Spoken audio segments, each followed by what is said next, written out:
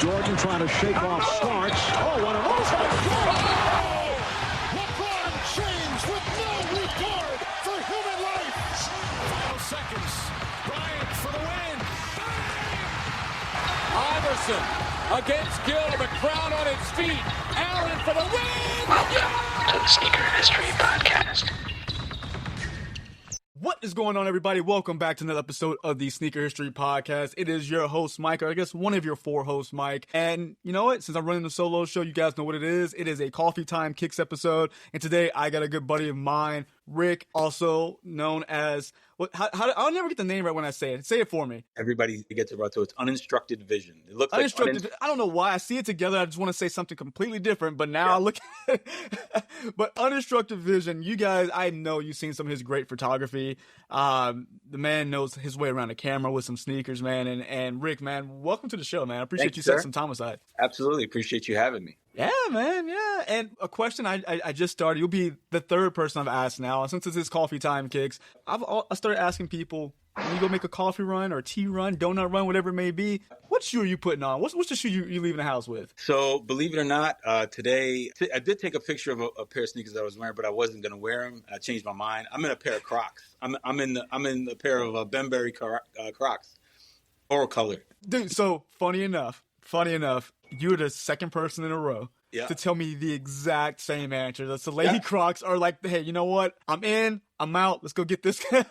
I'm in my office, you know. I mean, I have my sneakers, obviously, but when I'm in the office, I put these on. I'm constantly, I'm moving around. So can't give them credit. Yeah, man. Dude, hey, it can't nothing wrong with that. I was telling a buddy of mine that, my go-to shoe when I'm just jumping at the house is my clog posits. It's like in, out. I don't have to think about it. Still different, cool looking. Yep, absolutely. There you go. Yeah, man.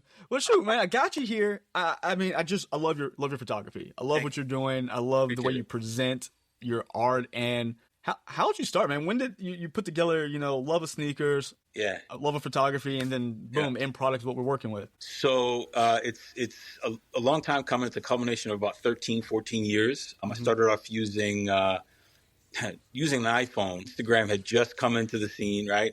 Around that time. Wasn't really known as much, obviously, photography wise or anything. People were just taking pictures of random stuff, throwing on an Instagram filter and posting it and, going from there. But that's how it started with me, going from that and then meeting some people throughout the app who shared a similar interest with photography and with sneakers, obviously being the main point there.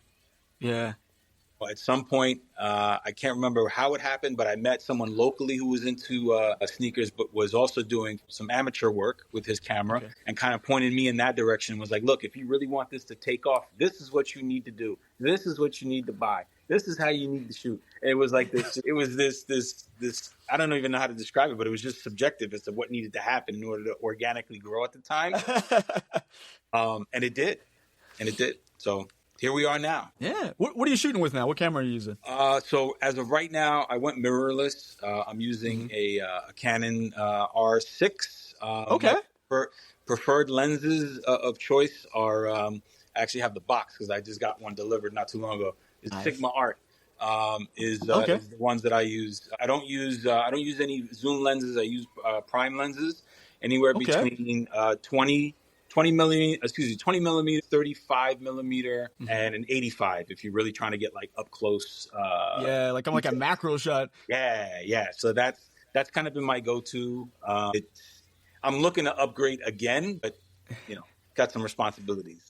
Oh, dude, I know, man. I know. It's one of those things like it's like a bug. Like you start getting the cameras in, like even with like the videography as well. So I use I use the G7 Lumix G7 G8. G8 and mirrorless. I love it. It shoots 4K. Yeah. Now I'm like itching. Like, what's the next one? Like my brother uses a Sony A7 like S3, S2. I can't remember. I was like, I wish, but I got kids. You don't got kids. Like I got kids. I gotta take care of. Mine are older. Mine are older, but as they get older, the requirements increase. I do. I know. Well, that's cool, man. So what got you into sneakers? Like what, I mean, clearly the love of photography is there, but when did you first like fall into like in love with sneakers? Sneakers for me, kind of like 92, 93. Okay. I was, I was about 13, 14 years old. At the time, I came from an area in Brooklyn where you basically had to like show up or show out. You know what I mean? Show up and show out, right? You know, you would be ridiculed if you walked into class with, no name brand or some sort of Payless sneaker or whatever. Yeah, that was what we dealt with. So if you weren't fresh, you weren't gonna amount to much. You could be you just gotta walk around like this for the rest of the day, like don't look. So that drove it. Obviously, that was one thing. And then, we didn't have social media back then. All we had was sports kind of to go by and television. Yeah. So, Mike being at the forefront of everything, right? And the commercials, and you could tell with the shirt. But that was the guy. That was the one you chased after. And man. Nike capitalized off of that and started bringing in more signature athletes. And the Deion Sanders was the guy that I kind of just gravitated towards, and that Diamond Turf that we released not too long ago was the shoe that did it for me. And it just, it snowballed and it never stopped. Yep. So I still live by that mantra. With things I'm bad at, I made a video of like trying to get better at golf. And it's like, that look good, feel good, play good. I'm like, I still live by that, but just the play good don't happen all the time. Hey, by the way, those question shoes that they sent you, pretty cool. I like them. Dude, they're super cool. Like at first I saw them like, what are we doing here? Then I was like, I kept looking, I'm like, this is actually really cool. And in hand, even better. Yeah, 100%. Now, are you still in New York or are you move out of the state now? So was born and raised in New York. I was born and raised in Brooklyn. I came to New Jersey in 2004. Okay. I've been here ever since. So that's about 21 years now. Almost a good, 50% of my lifespan has been in Jersey now. Although I still go back from time to time. It's not far, right? It's like, it's literally this, I would say down the street. I was in Texas where everything's a gazillion miles away. So at least it's a quick train ride if you want to jump in, right? Yeah, this is like, if I drive, no traffic, 45 minutes. With traffic, a little over an hour. If I take the train obviously, there's some time, you got to tack onto that. You can't, you don't know what's going on with those guys. So. Is there a big, I mean, New York is New York, but being in Jersey, is it still a pretty big sneaker climate or a big culture out there? Yeah, I mean, I've met some people out here, again, thanks to social media, right? And connecting with some people, rather, they may not be as local, but again, they're still within the state, within reason, within reach. It's not as, and I'm not saying this to downplay Jersey, but it's not New York. New York to me is like the Mecca in a sense, right? It is. That's one of the hubs of the sneaker culture, truthfully. Everybody talks about, some other place. Maryland is one. California being another, but to me, and I'm biased when I say that, but New York is, New York was where it's at, where it started. Yeah. No, I mean, it's crazy. I've never been to New York, so it's funny enough you say that. Like, my wife and I are actually going to be taking a trip out there in a little bit less than a month now. So, so I've never been, and we're going to go out there for our anniversary. And it's like, that's one of the things I'm looking forward to, just to really, in my downtime, where they're like, try to document some of the different things I see, like sneaker wise, try to get to some of the notable spots, those local spots, just to see it, man. Because again, I grew up in Beaumont, Texas, there's no sneaker culture there. And moved to Houston a little bit more, but Houston still pales in comparison to the places you name. Like, it's just not as, everyone wants to look good, but it's not like we have this shoe or we started this trend outside of you. Again, fashion, yes, as a whole, cars as a whole, but not really a particular shoe thing. And being able to see that up close, I'm really amped to see that, because it's just, I don't get the ability outside of like we're talking on through the internet. That's a lot of like from social media where we connected to talking now. Today it's like I get that interaction, but man, be able to see this kind of up close in person, and just the different things from, like, of course, the Air Forces, everyone in the Jordan, things like that. It's just it's gonna be really cool to really pick up on that in person and really see how different areas, what they're like and what they're not like, and it's really cool to see that as a like sneaker collector. Yeah, what's your go-to? Oh, I'm sorry. Okay. No, but you'll see the differences. Like if you go to like a Flight Club or a one of the bigger like resell stores, obviously, right? That's a one-stop shop kind of situation, or wanting to experience. But the crux of everything that came from New York to me was the mom and pop shops and the small sneaker stores. And those are the ones that you garnered the most history from, and you gained the most knowledge out of, right? There might not be that many of them remaining, but if you can get an opportunity to go, if you go to Brooklyn, I'm thinking now maybe Flatbush, Myrtle Ave, Broadway in Bushwick and things. I mean, I'm originally from Greenpoint. We didn't have many sneaker stores. We had to trek outside to get to where we wanted to get to. So we typically would wind up in like Queens, or we would, jump on the train and go to the Bronx, Uptown, and things like that. So you made it a point to get to some places. So if you get an opportunity to, if the missus allows it, maybe check some places out, some mom and pop shops. Oh, dude, she'll give. So it's funny because her sneaker collection is slowly growing now. I've kind of planted that it's my fault, and so she's like, it's not the prime mission of our trip, right? But if she sees something she's like, she wouldn't be upset if we made a stop. Yeah, no, of course not. Of course not. I would listen. So, I mean, again, you get to see so much. You document a lot through photography, which is just an amazing medium. Yep. But what do you see? I mean, social media is going to social media. It's like there's everything coming together. Such a big, like, ocean of information people, like, being, like, trying to consume.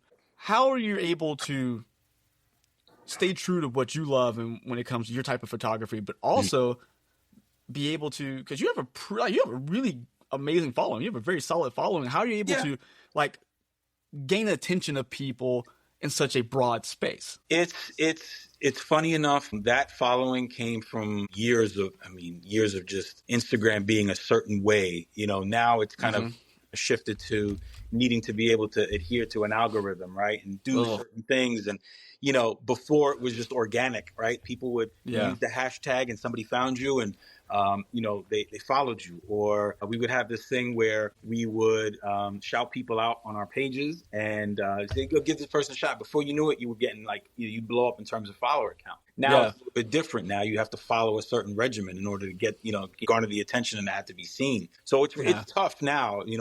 I'm at like 42,000, I think. At one point, I was growing up towards 50, and then there's an option to kind of look at some people that are not following, or they could potentially be bots and things like that. So you clean it up. But truthfully, I would rather, and I've said this before in a couple stories, I would rather have an organic following than such a large one where you kind of feel like those people get lost in a sense, because are you really interacting with them? Are you really like getting to know them? Are you touching on their content or whatever it is that they're looking to create artistically? So it's always been a bit of a challenge when it comes to that. But for me, it's just trying, and when you say, how do I remain true to myself, is just really blinders on and just focus on what I normally want to do in terms of how I shoot, how I edit, what shoes I'm shooting. That's a big thing for me. I mean, I'm a Nike basketball kid. That's what I grew up on, right? And then Jordan brand obviously, was a part of that to a degree until he broke off and did his own thing. But that's me. That's who I am. That's not to say that another basketball brand could reach out to me and say, "Hey, do you want to shoot this?" Sure, that fits what I do, right? Yeah. But if we're talking about like a lifestyle sneaker or something that just doesn't resonate with me, I'm not going to do it.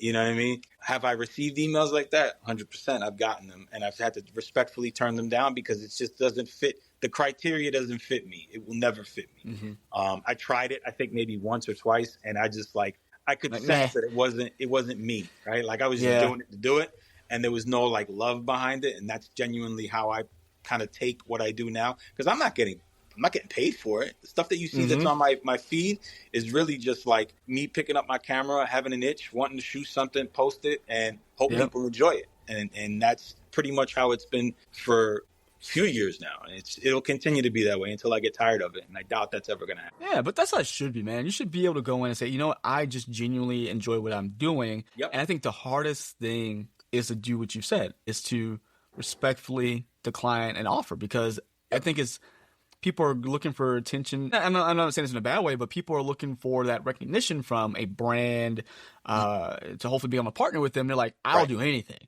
And you have to be able to say no. It's okay to say no. And I think that's good for people to hear. Someone being as successful as you are in what you do, and hearing that, it's like, oh, it is okay to like say, be true to me. 100%. And I'll say this. I've partnered with Jordan Brand before, right? Some moves that were made. Some people had to move to different departments and whatnot. So now I've kind of shifted some of the things that I do with Nike basketball more so with Jordan Brand. But I stuck to it. I didn't deviate from it, right? Yep. It was all done. Yes, did I use social media as to catapult myself into that position? Sure, but I knew how to leverage it. You know what I mean? And it wasn't fake. It was organic. It was jokes a few times here and there on Twitter with some photos, but I made a connection with somebody who made it happen, and that here I am now. Yeah, and that gets me to one thing I always, when I talk to other creators, and a lot of people I think we're just like-minded, it is about the relationship you're building. It's not about the product, because product's a dime a dozen. Anybody can send you anything, but the relationship means the world, because like I said, they left Jordan Brand, they went somewhere else.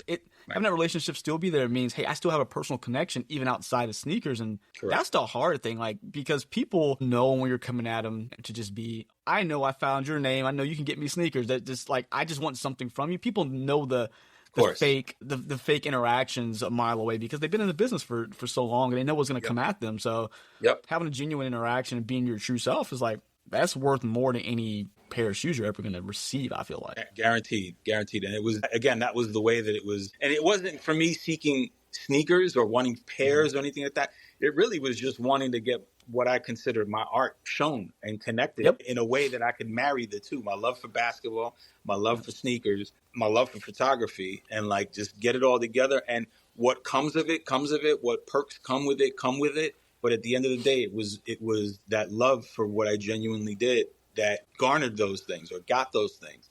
And it's just it's a perk. It's a bonus. That's how I looked at it. And you to look at it that way. Dude, 100%. It's like one of those things is I joke with people because, like, dude, I'm a big kid. Still, if I can go in the store and try on a shoe, I still do so. And I am the kid who when I was a kid, I would put my old shoe in the box and walk with the new one. And if the situation can still happen today, I still do it. So if anyone, blesses me with a pair of whatever, it's like Christmas to me. Like, I will never, from the first pair to whatever pair is, like, I'm still get the same excitement from someone just thinking of me. And I see it as not, ooh, I got this thing, but you've seen my work. And this is like, I feel like, okay, just you've seen what I do. And I appreciate that you appreciate what I'm doing. Listen, I've had the opportunity to take photos, right, for some PEs for Jordan Brand and for Nike. Oh, awesome. Right. The biggest one to me, the biggest validation there were two, last minute circumstances came up. Travis Kelce was wearing a specific shoe,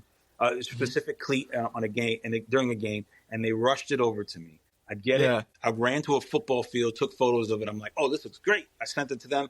Oohs and ahs. They loved it. And then recently there was some work that needed to get done, like last minute. They send me some stuff for it. I'm never going to own these pairs, right? These are just these are samples and whatnot.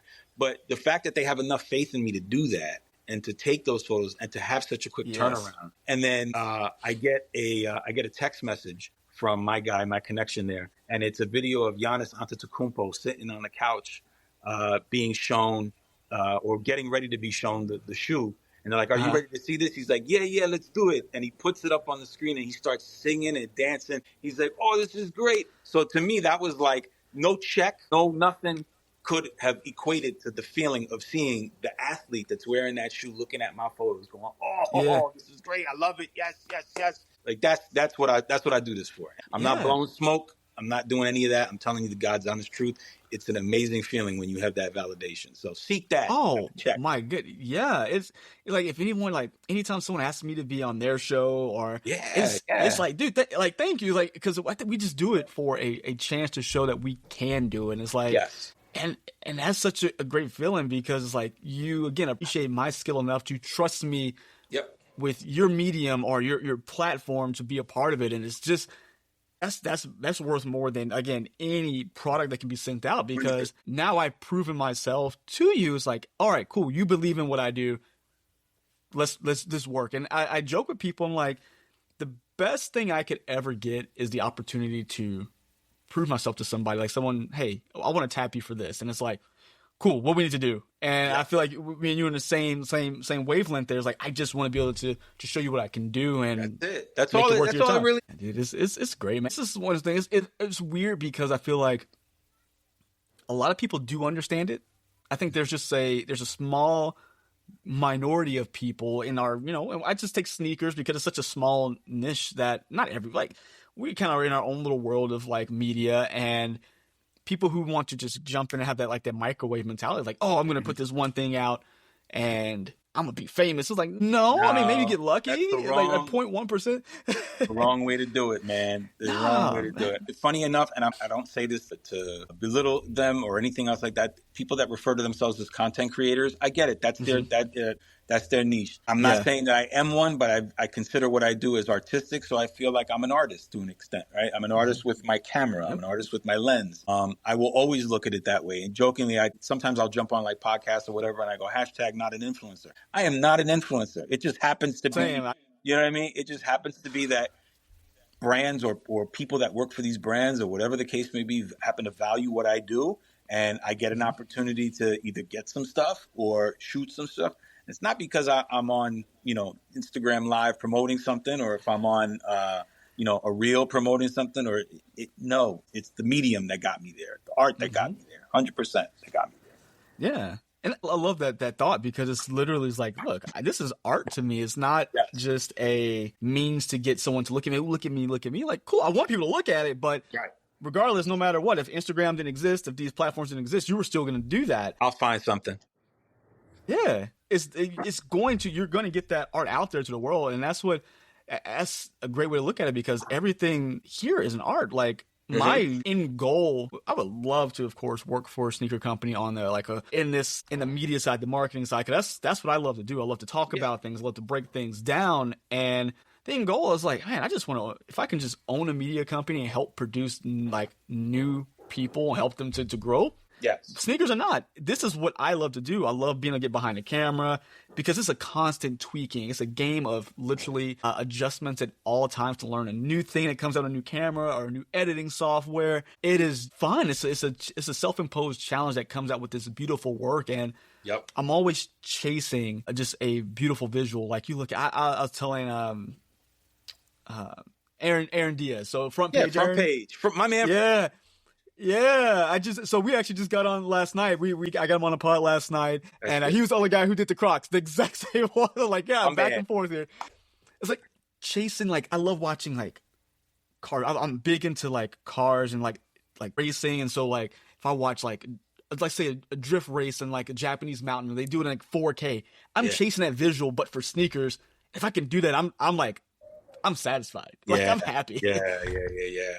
Of course. Yeah, no, it's the high. I don't want to use that word, but it's it's the high of it. It is, right? Though. It's, having an idea in your mind, going out there, conceptualizing it, putting it out into a camera, getting the photo, taking it home, and then saying, okay, can I tweak it? Can I edit it? Do I really need to edit it? Yeah, I do. Okay. And then watching it go through the whole process, or experiencing the entire process. And at the end, looking at it and going, oh, all right, got it. Okay, cool. Let's rock. That's a great feeling. 1,000,000%. Now, have you ever had a shot that's in your mind? You know what it is, but for some reason, it's just taking every ounce of energy to conceptualize it to become real? Yes. All the time. So there's a double-sided answer to this one. There's times where you visualize things, and you jot stuff down, and you get it together, and you do it, and it looks great, and you're happy with it, and you're satisfied with it. And then on the other end of the spectrum is you follow the same regimen, doing things, and then you take the photo and you go, oh, this is horrible. This is terrible. Like, there is no perfection after you've carefully bulleted out how you're going to do this. And then you're like, okay, this is it. I'm ready. You put it into work, and then it's just not what you thought it was going to be. Like, the lighting was off, or the colors just aren't working, or this particular shoe just doesn't speak to me that much. Or, like, there's these little things, but it happens often. Recently I upgraded some equipment at home, and I started doing what I call, in my mind, I called it like the versus thing. So I was doing like 2 shoes, top one this way, one this way. It was like, yeah. I've seen those ones you put up. Like yeah, you did the so I Nigels did- that way, the 1 and a 4, right? yeah. So I did Nigel's. I did Nigel's brick by brick, and then I did his first Jordan 1 that he came out with. Yeah. So I put those side by side, and then I'm like, okay, looks cool. I like it, but it just is missing something. I'm like, all right, let me see. So I started like thinking, and I'm like, I remember in the 90s, they used to do the 1-800 ads. I'm like, Yeah. right. So I said, let me put the 1-800 down on the bottom. And I'm like, okay, so I put that there. And I'm like, but there's still something missing. And I'm like, all right, I got it. And I took the Jordan logo and I threw a Jordan logo in there. So I was like, putting all these little things together. But that didn't just happen. And that had nothing to do with what I was thinking about. That just happened to go through the process of it's just a progression. Your mind keeps moving. It's like moving. Yeah. Yep. And then I got there and I'm like, okay. And I did it and I posted it to a story and Nigel hits me back and he's like, this is amazing. That's awesome. That was it. And didn't hit me up after that. It's all it took was that one time for him to just basically be like, oh, this looks great. That's dope. Love it. So that was validation enough for me. And then I continue to do it. But it's because of that upgrade and everything else and that I did that I'm just like, okay, now I'm starting to get somewhere. It's going to take me time to get to where I really want to get to. Like I'm still figuring things out. There are still people that I ask questions of and I nitpick. I pick their brain and kind of jot things down. But it's a process, but I'm enjoying the process and getting there. And then even though in my mind, I'm like, okay, I got there. I know that I'm still going to want to do more. Oh, yeah.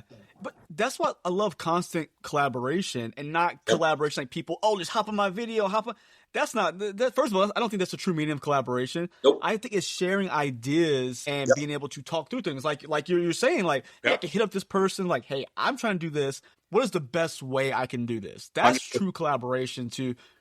And I think that's been lost on creators of any medium now, especially again in sneakers, because we just see collaboration as, it's these two brands came together to promote something. Mm-hmm. I think that should be changed into partnership.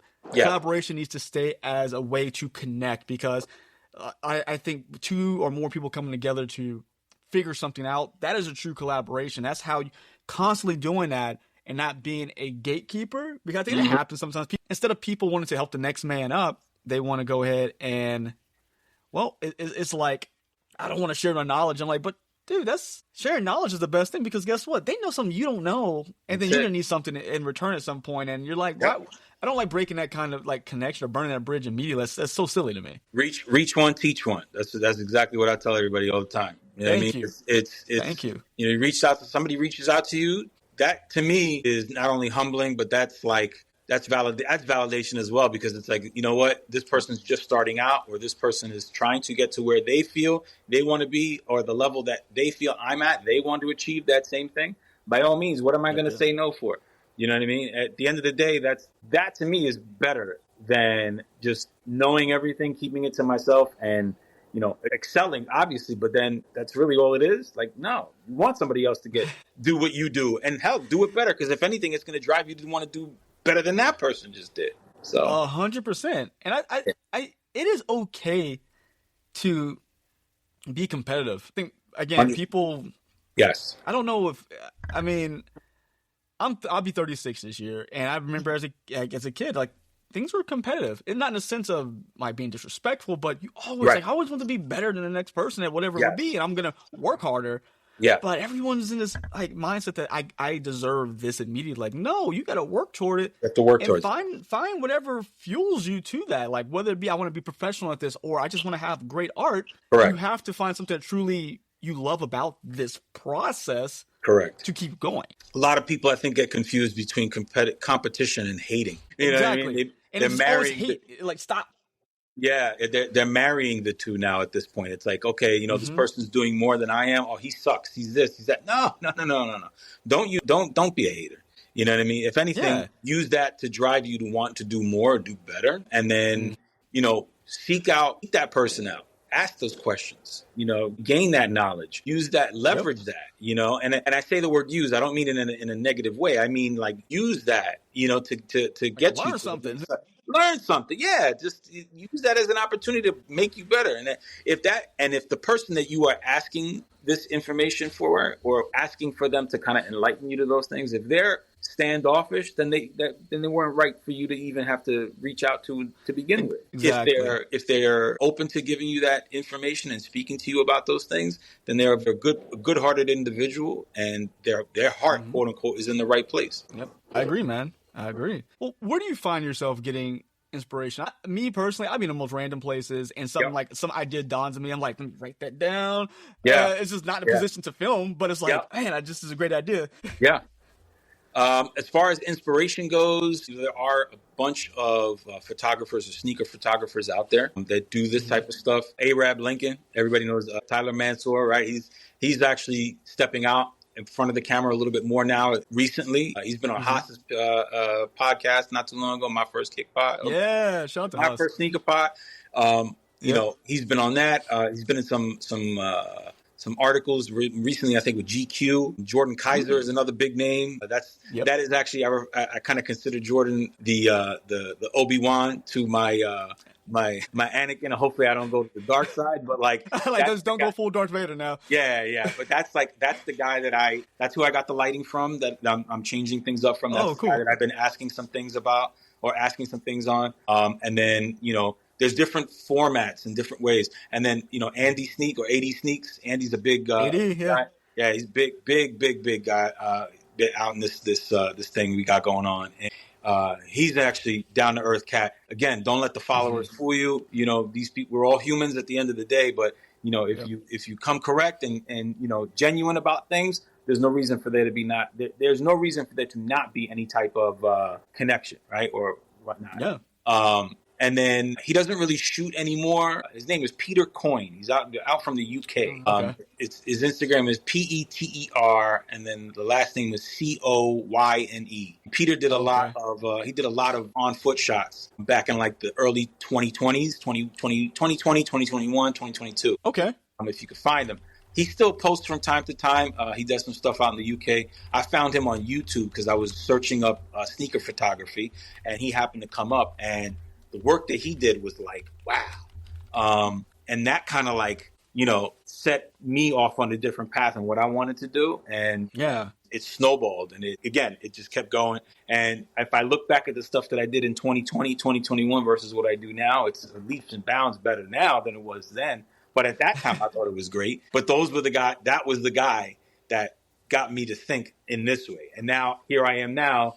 And I'm more in the realm of like product photography, you know, like again, Arab Lincoln, Jordan Kaiser, Oscar Castillo, which is a name that not many people know, but they should know. Oscar does a hell of a lot of work. I think he does it with Adidas.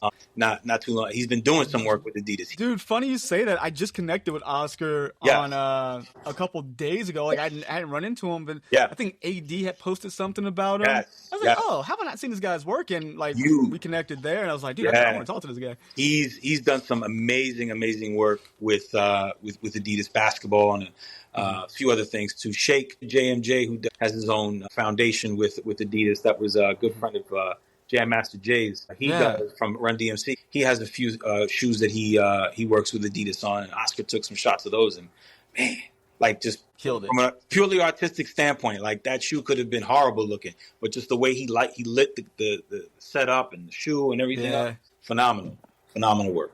That's awesome, man. I gotta get back into shooting photography. Like that's where I started, was photography. Yeah. And then I kind of found this connection with like video, and I'm like, but every so often I get the itch. I'm like, I'm about to redo this nonsense behind me soon so I can have space. Maybe just put like a makeshift studio in the garage. But I love, dude, watching you guys' stuff. I'm just like, this is why I love sneakers. 'Cause I love product photography. Like you go to magazine ads, billboards, that stuff still interests me. And I love it. I mean, I have a marketing background, so I went to school for marketing. So that just always intrigued me. Of just like, how do you make this look? Like you said, this shoe could have been ugly as all get out, but you made it.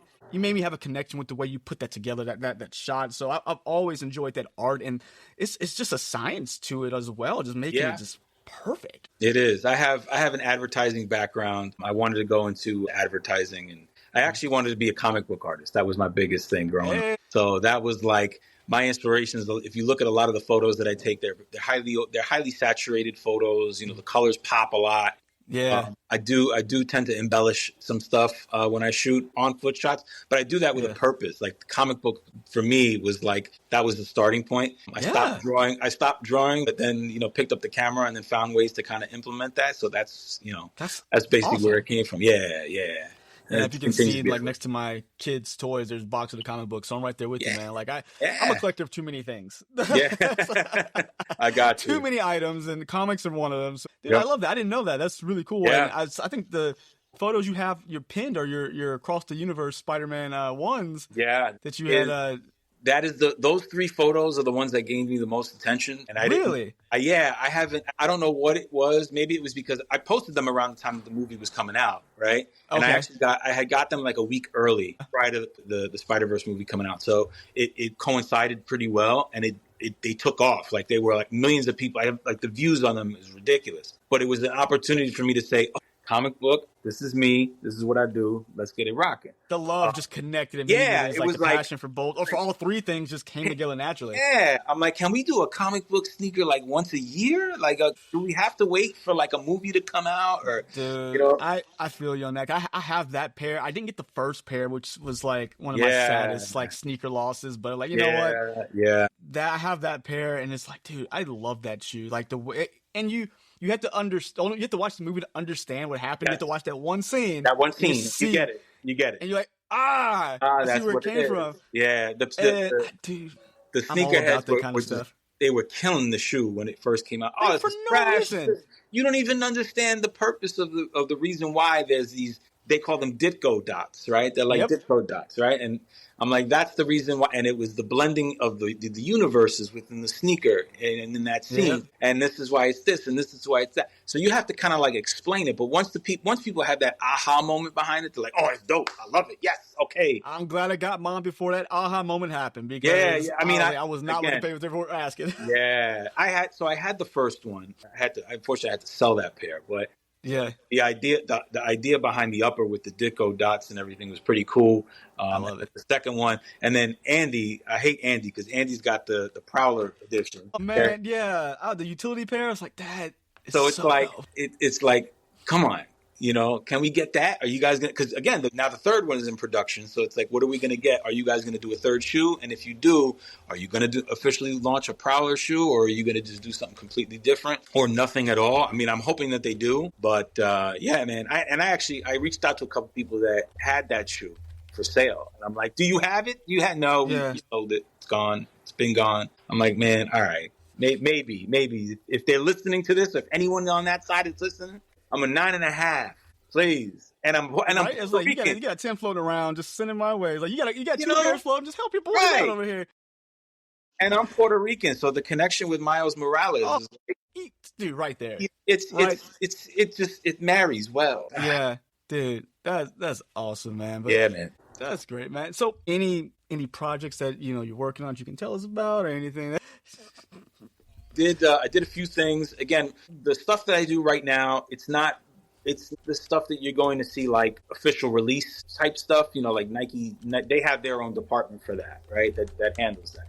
But within the Nike basketball department, they do a lot of presentations and stuff like that, and they need that, they want some work done so that they can add it to their slides and things like that. And an iPhone isn't just going to do justice, and they probably can't get it into the right hands and get it done quick enough. So I'll get some stuff like that sent to me to do so that they can present it. And I had an opportunity to shoot. Giannis Antetokounmpo has his 7 and his 8. Right now, I think he's still wearing the 6. So I've had an opportunity to shoot the 7, which is upcoming, and the 8th, which is like at some point, maybe next season or in the mid-season. I don't even know where it lies. So I did that. I did some work with the Ja 3 that we saw recently that just came out, some photos that came out when he played Game 1 in the playoffs. It was like a hyper punch kind of color. Yeah. Right? So I've had that opportunity.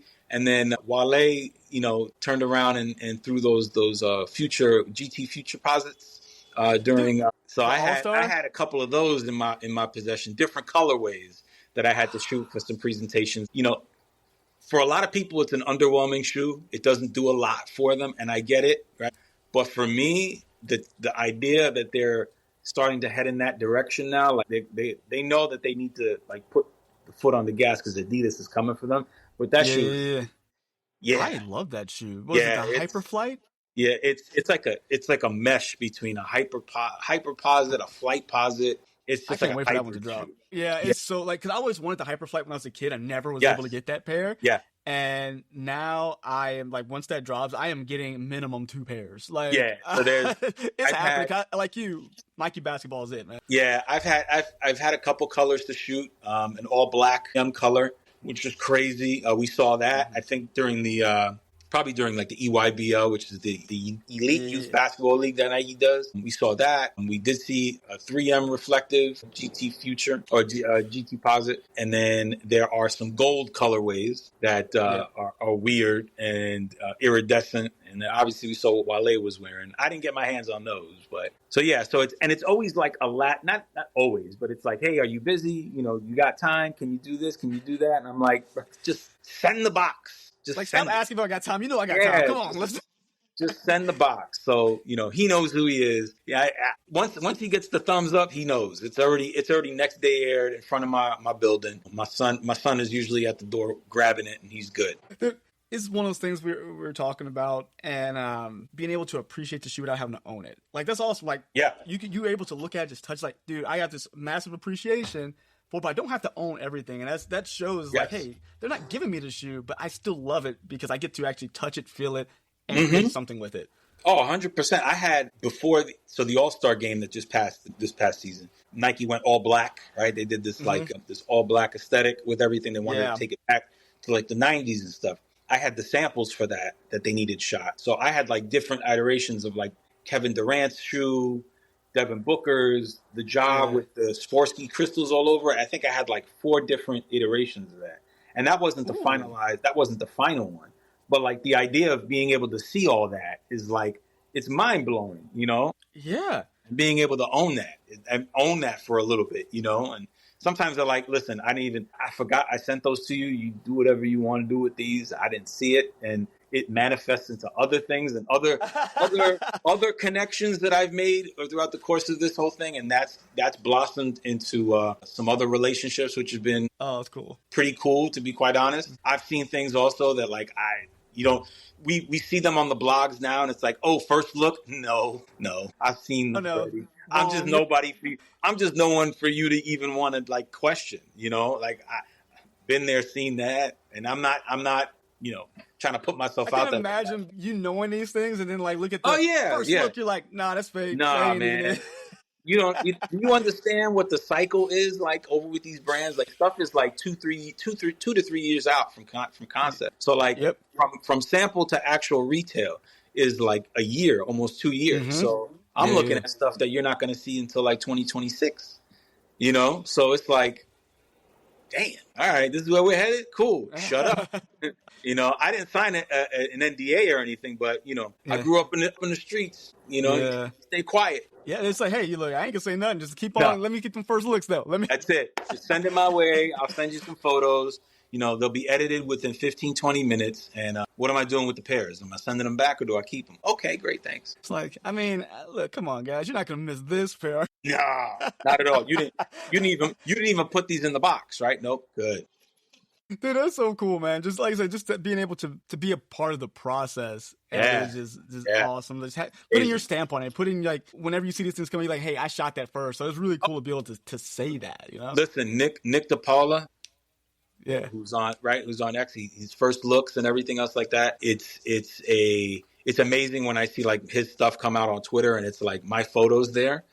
Sometimes he credits me, which is cool. A couple of times he hasn't, which a couple of my guys at the brand are like, oh, but I told him. And I'm like, it's okay. It's all right, okay. Man. It's all right. It's going to happen. The one thing that I learned, another photographer, he doesn't do sneakers. Oh, once in a while I do. Ricky Shubio. I don't know if anybody knows. Okay, yeah, I know the name. Okay?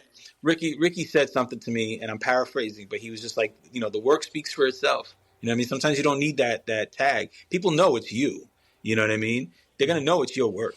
Oftentimes, recently though, on Twitter, I've had people tag me on photos from certain blogs that throw photos up. And they're like, you need to tag Rick on this because he did that. And I'm like, I didn't do that. I was like, I started something like that, but that wasn't me. Like that was something. Yeah. So it's to that point already where people recognize the stuff that I do. And if they're even comparing it to them or they're thinking that's me, I think I've succeeded. Yeah, people like want to see you succeed and want to like want you to have recognition, which is awesome. Like, hey man, get this man his flowers because he's working out here. Yeah.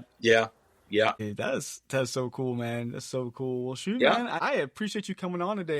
This is just a good conversation. I love just being able to pick another artist's mind and just really see your inspiration, where your love of the art comes from. So, man, I really appreciate you coming on, Rick. And for everyone out there, let them know how to find you, man. So you could find me on Instagram at UninstructedVision. It's not people have kind of butchered my name a few times, but it's UninstructedVision. If you go on Twitter or X, as it's known now. Yeah. I am Ric Flair 79, and my name is Ric Flair because I'm a big wrestling fan also. That's on there. So RICFLAIR 79. I often will post things there first before it goes on to Instagram, and my tagline usually is Twitter's seen it first. So, if you're looking for photos that, you think that or rather, if you want to see stuff that you haven't seen on Instagram, go there, find that. Those are the two main media points for me. I am on TikTok. I rarely post on there. I'm not a big video guy. Again, hashtag not an influencer. I don't do any of that stuff. Occasionally I'll post a video of like a shoe, or maybe I'll post a photo, but that's about the extent of it. And it's the same thing, uninstructed vision there too. Awesome, man. Well, man, again, I appreciate you for coming on. Keep on doing your thing because I love when you post pictures, man. I'll sit there just looking at it for forever, just like going through them. And it's like, I love it, man. You I appreciate you having me on the show, man. Thank you so much. Yeah, man. Yeah. And if you guys, again, make sure you follow Rick. Make sure you follow Sneaker History Podcast as well. Like, subscribe, all that fun stuff to help these channels grow. Until next time, guys. See ya. All right. Hey, y'all. Nick here. One more thing before you take off. Do us a solid and leave us a review on your favorite podcast platform. Check the links in the description to help us keep the show going. And as always, we appreciate you listening. And don't forget to tell someone you like their kicks today. You never know how far a compliment will take you, and we all know how good it feels to be on the receiving end of some appreciation. Peace.